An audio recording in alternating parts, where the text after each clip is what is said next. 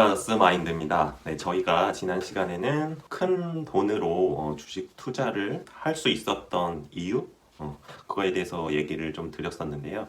오늘은 저희도 투자 초기에 단기 매매를 했었던 시기가 있었는데 그거에 대해서 좀 얘기를 해보려고 해요. 존니 대표의 왜 주식인가라는 책을 읽고 초기 투자를 중장기 투자로 시작을 했었어요. 그래서 장기 투자, 가치 투자를 해야겠다는 생각을 했었죠. 운이 좋게도 처음 투자 종목 수익률이 이제 50% 가까이 간 거죠. 살면서 그런 수익률이라는 거를 처음 봤었거든요. 뭐 예금이나 적금할 때 2%, 3% 정도를 본 게 다였었는데 40 몇 프로? 50%? 그 수익률을 보고 되게 어안이 벙벙했던 거죠. 주식 투자가 이렇게 좋은 거구나. 주식 투자를 하기 잘했다. 그런 생각이 들었어요. 그렇게 잘 하고 있었는데 친구 중에 주식 투자를 저보다 몇 년 더 먼저 한 친구가 있었는데 그 친구가 하는 말이 국내 주식은 장기 투자 해봤자 소용없다. 결국은 가격이 제자리로 간다. 한마디로 한참 올라갔다가 결국 예전 가격으로 다시 되돌아간다. 장기 투자 해봤자 의미 없다. 국내 주식 하려고 하면 단기 투자를 해야 된다. 이런 얘기를 저한테 강력하게 얘기를 했었죠. 저에게 그런 얘기를 했었을 적에 40% 50% 정도 수익 났던 종목들이 안 그래도 제자리로 거의 되돌아갔던 시기였죠. 그래서 그 친구가 하는 말이 되게 일리가 있고 설득력이 있었어요. 그래서 장기 투자 이거 하면 안 되는구나 라는 생각을 했었죠. 단기 투자 그럼 어떻게 해야 되지? 라는 생각을 했었는데 그 친구가 단기 투자를 하려면 차트를 봐야 된다. 그런 차트에 대한 투자 방법 개념을 몇 가지 알려줬었어요. 뭐 가격의 저항선이 있고 지지선이 있고 이동평균선이 있는데 뭐 이거를 가격이 뭐 뚫으면 골든 크로스가 어쩌고 뭐 데드 크로스가 어쩌고 이런 얘기를 했었어요. 되게 신기했던 거죠. 투자를 그렇게 해야 되는구나라고 생각을 했었죠. 그 친구와 함께 똑같은 종목에 투자도 했었고요. 함께 투자를 했을 때 가격이 이제 빠지더라고요. 저는 이제 빠져도 다시 오르겠지라는 희망에 기다렸죠. 근데 제 친구한테 전화를 해서 물어보면 너는 그 종목 계속 투자하고 있냐? 이렇게 물어보면 아니 나는 진작 팔아가지고 이득 보고 나갔는데 이런 얘기를 하더라고요. 그게 한두 종목이 아니었어요. 확실히 그 친구는 단기 투자에 대한 실력이 있구나 라고 생각을 했고 저는 아직 투자 실력이 부족하구나 라고 생각을 했었어요. 그래서 본격적으로 단기 투자에 대한 공부를 해야겠다는 다짐을 했었죠. 잠깐만 큰일 났다. 이거 안고 싶다. 그래서 그때 이제 형이랑 나랑 단기 투자에 대한 유명했던 책인데 유목민의 나의 월급 독립 프로젝트라는 단타 책을 보면서 같이 공부를 했었던 거죠. 그 책을 보고서 좀 더 이거 될 수도 있겠다라는 자신감? 나름의 자신감을 가지고서 저희 집에다가 책상 2개를 딱 설치해 놓고 컴퓨터 2대 갖다 놓고 주식시장이 열리는 아침 9시부터 장이 마감하는 3시 반, 4시 정도까지 하루 종일 이제 모니터를 들여다보면서 사고, 팔고 이거를 6개월 동안 해봤어요.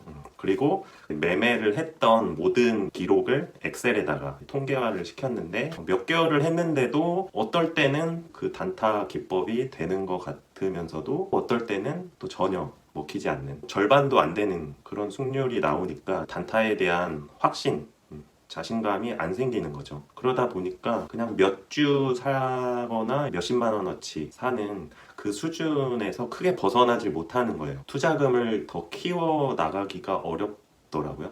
저희가 처음에는 좀 이제 긍정적으로 생각을 해봤었던 단기 투자에 대해서 좀 회의적인 생각이 들었어요.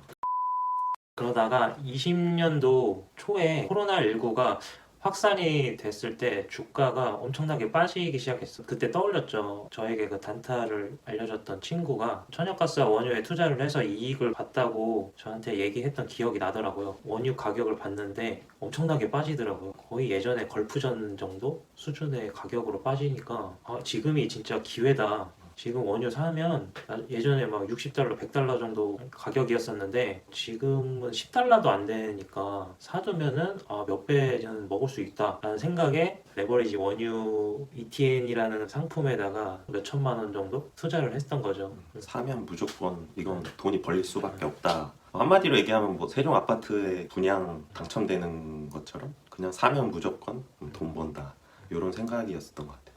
원유 가격이 만약에 10달러에서 20달러로 오르면 100% 오르는 거잖아요. 근데 이 레버리지 상품은 200%가 올라가는 거죠. 아 이거 하면 2배 먹겠다. 근데 실제로 2배 가지도 않은데 욕심에 더 이익을 보기 위해서 레버리지까지 투자를 한 거죠. 근데 원유가 마이너스라는 가격이 생기더라고요. 제 역사상 들어보지도 못한 마이너스 가격이라는 게 과연 나올 수가 있는 건가? 예, 근데 그게 온 거지? 예. 한마디로 돈 줄 테니까 원유 가져가라. 그런 가격이 나오니까 가격이 완전 무너져가지고 회복이 안 되더라고요. 지금은 러시아 전쟁으로 인해서 원유 가격이 이제 많이 올라온 상황인데 그걸 우리가 최근에 다 정리를 했잖아. 물론 지금까지 그냥 계속 갖고 있다가 팔았으면 손해를 보진 않았을 텐데 우리가 계속 이제 중간중간에 분할해서 매도를 하면서 최종적으로는 한 마이너스 23% 손해를 본 것 같아.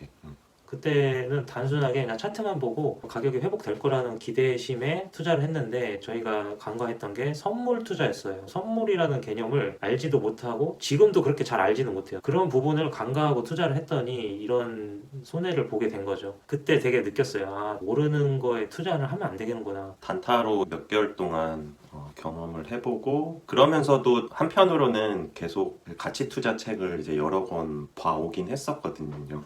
우리가 하고 있는 단타라는 방식이 주식의 본질에서 좀 벗어나 있다라는 이제 생각이 들더라고요. 그러면서 이제 원유까지 이제 박살이 나는 걸 경험하면서 우리가 뭔가 좀 잘못하고 있는 것 같다, 좀 새길로 빠진 것 같다, 이제 이런 생각이 들었었어요. 동생이 저한테 이제 얘기를 했는데 형 이제 단기 투자 그만하자. 우리가 어떻게 보면은 투자하는 게 행복하려고 하는 건데 단기 투자 때문에 너무 스트레스를 받는다. 그런 투자는 하지 말자. 그런 얘기를 하니까 갑자기 정신이 바짝 들더라고요. 어느덧 가격이 순식간에 올랐다가 내렸다가 거기에 되게 집착하는 모습에 내가 지금 이게 중독돼 있구나. 주식 단기 투자에 중독돼 있구나라고 생각을 해서 단기 투자를 그만하고 가치 투자를 해야겠다. 진짜 주식의 본질을 알고 투자를 해야겠다는 생각을 했었어요. 그래서 그때 형이랑 저랑 같이 봤던 책이 불곰의 주식 투자 불패 공식이라는 가치 투자에 대한 책이었는데요. 그 책에서 얘기하는 이제 가치 투자 방법을 최대한 따라 해보려고 저희가 노력을 했었어요. 그리고 그렇게 투자를 하면서 그 투자 스타일을 저희에 맞게끔 업그레이드를 해 나가니까 그때부터 이제 조금 돈이 벌리는 것 같더라고요. 그런 방법으로 한 3년 동안 투자를 계속 통계화 시켜왔던 거죠. 그랬더니 단타를 했을 때보다 확실히 수익이 더 많이 나고 또 수익률도 더 높게 나오더라고요. 그러니까 자연스럽게 이제 저희도 좀 더 확신과 자신감이 생기면서 투자 금액이 점점씩 커져왔던 것 같아요. 단기 투자가 무조건 나쁘고 장기 투자는 뭐 가치 투자가 무조건 좋은 거다 이런 얘기를 하려고 하는 게 아니라 저희가 두 가지의 투자 방식을 경험해 보니까 저희에게는 단기 투자는 안 맞더라고요. 그 단기 투자라는 게 어떻게 보면 고도의 투자 기술이거든요. 트레이딩 기술인데 그 기술을 갈고 닦고 피나는 노력을 해서 내 것으로 만들지 않는 이상 아무나 할 수 있는 기술이 아니거든요.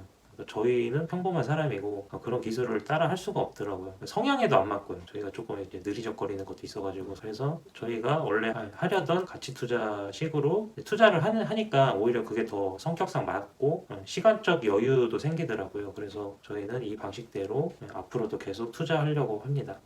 오늘 이야기는 여기까지 드리겠습니다. 다음에 또 만나요. 만나요.